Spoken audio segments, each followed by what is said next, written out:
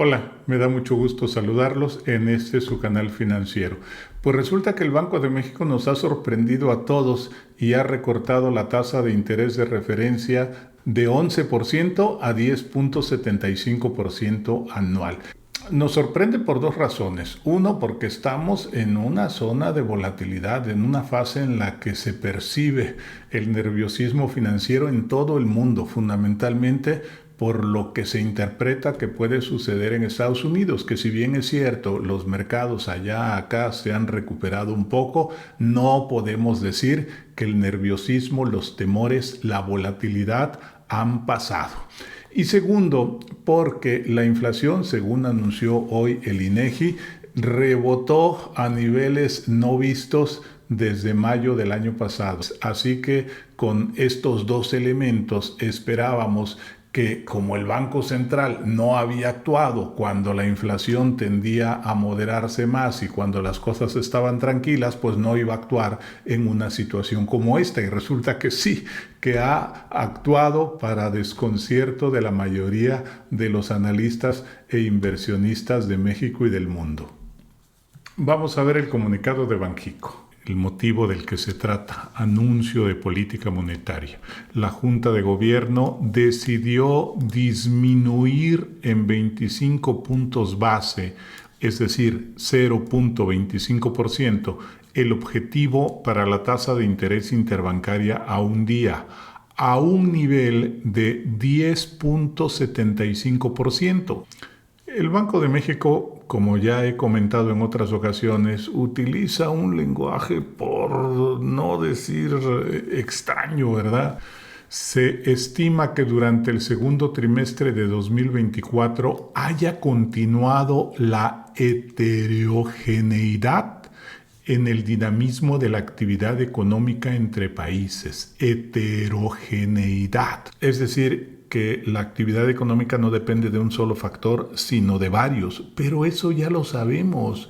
Ni modo de que en el mundo solo se haga una actividad económica, ¿no? Pero bueno, el Banco de México nos dice como importante elemento considerado que continúa la heterogeneidad. En fin, lo que vimos en la semana pasada, los mercados financieros en México resintieron la volatilidad. Cayó fuerte la bolsa y subió muy fuerte el tipo de cambio. La inflación, el dato que salió esta mañana, aumentó y se ubicó en 5.57% en julio. Hubo un notorio incremento en el componente no subyacente, que es más volátil, es decir, en los bienes, productos y servicios que están sujetos a variaciones de precio intempestivas y generalmente pasajeras. Que quiere decir que sube, por ejemplo, el precio del aguacate, pero no significa que ahí se va a quedar, sino que ha subido de manera temporal y al cabo de algunos días o semanas el precio tenderá a bajar otra vez. Lo importante es esto, que la inflación subyacente, la que no está sujeta a factores temporales y que refleja de mejor manera la tendencia de la inflación, dice que sumó en julio 18 meses consecutivos de reducciones para situarse en 4,05%. Y aquí tenemos la evolución de la inflación en esta página de Trading Economics, una página de Estados Unidos. En este periodo, entre octubre y diciembre, cuando las dos medidas inflacionarias oscilaban alrededor, ahí lo vemos, de 4.8%, pedíamos al Banco de México que hiciera algún recorte. Y finalmente ahora, cuando la tasa de inflación general está en 5,57, lo más alto desde mayo del año pasado, ha decidido el recorte. Ciertamente, la subyacente, como ya vimos, está ya arañando el 4%. La bolsa ganaba y perdió algo de fuelle a partir de la decisión del Banco de México. El tipo de cambio, por su parte, tuvo una muy buena racha después de que en los días pasados llegó a rebasar los 20 pesos durante alguna de las jornadas. Vamos a ver. Al momento de hacer el comentario, la cotización es 18.89, una baja de casi 2% respecto del cierre de ayer. Los máximos del día fueron, aquí lo vemos, 19.31, 19.32, y a partir de ahí se fue dando una baja ante la expectativa de que el Banco Central mantuviera las tasas de interés en 11%. Previo a la reunión del Banco de México se dio todavía el cruzamiento por abajo de 19, que ha sido muy pero muy importante.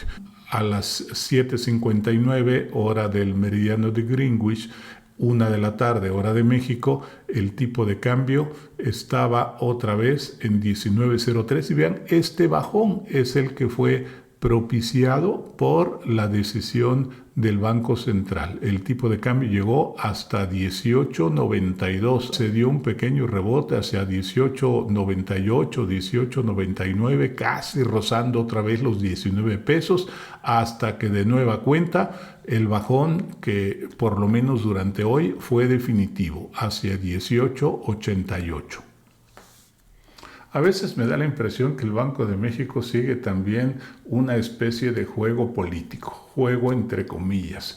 Cuando esperamos que baje las tasas, resulta que las mantiene, o incluso en su momento hasta llegó a pensar en incrementarlas, y en medio de la turbulencia, bueno, en esta fase final de la turbulencia, decide disminuirlas, insisto, para sorpresa de todos. No es la primera vez que el Banco de México actúa en sentido contrario a lo que piensa la mayoría de los inversionistas en función de la lógica económica, en función de cómo están dadas las condiciones y qué circunstancias se espera que prevalezcan. Pero bueno, insisto, ellos tienen su visión, como lo vimos en el comunicado, medio revuelto, medio enmarañado, pero tratan ahí de dar sus respectivas explicaciones. Otra cosa es que nos convenzan, ¿verdad?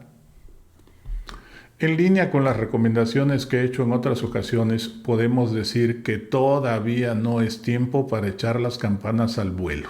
Amigos que utilizan las diferentes formas de crédito, financiamiento o préstamos vía tarjetas, hipotecarios, etcétera, todavía no es tiempo de endeudarse. Mantengan la calma. Seguramente será en algún momento de 2025. El costo anual total al que me he referido en otras ocasiones, que rondaba entre 90-95% y en algunos casos hasta el 100%, va a bajar de manera marginal, apenas perceptible, así que no va a significar un gran ahorro para sus bolsillos. En cambio, para aquellos que tengan excedentes, sí es momento de tomar tasa fija a través de las sucursales bancarias al plazo de 1 año, o si lo prefieren a través de los CETES, al plazo máximo posible de estos instrumentos, que es de 2 años.